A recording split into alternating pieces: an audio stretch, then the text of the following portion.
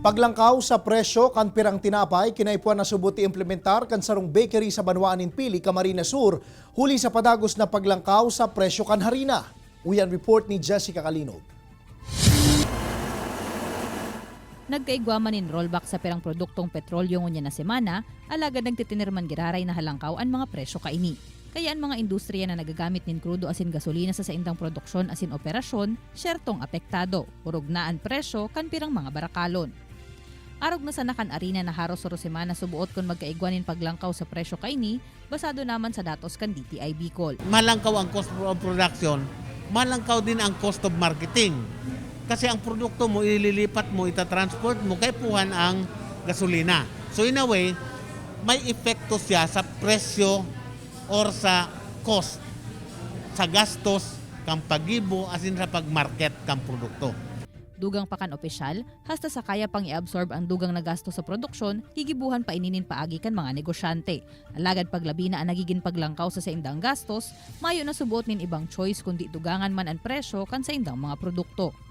Arog ang bakery na ini sa Banwaan in Pili na napirita na subuot magtaas presyo sa pirang klase ng tinapay na sa indang pigpapabakal. Sa ibang ma'am, nagtaas po talaga kami. Tadain na po kaya kang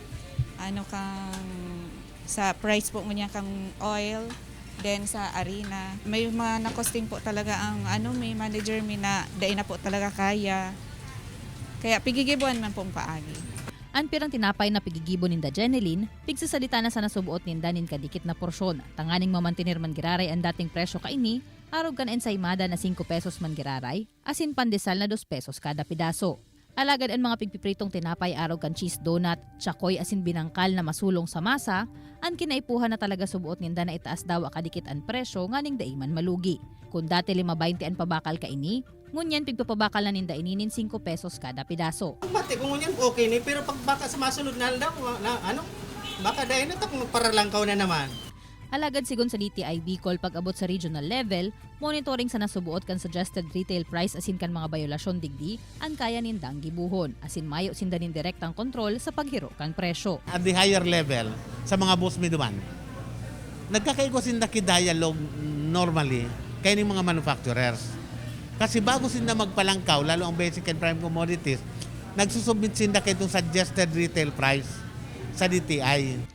Sa ibong kaini nangangapodan man si Aguilar sa mga negosyante na daay man subuot pagsamantalahon ang pigaatubang na krisis para urog na lang kawan ang presyo kan sa indang mga produkto. Tanganing daay naman makadagdag panin kagabatan sa mga konsumidores.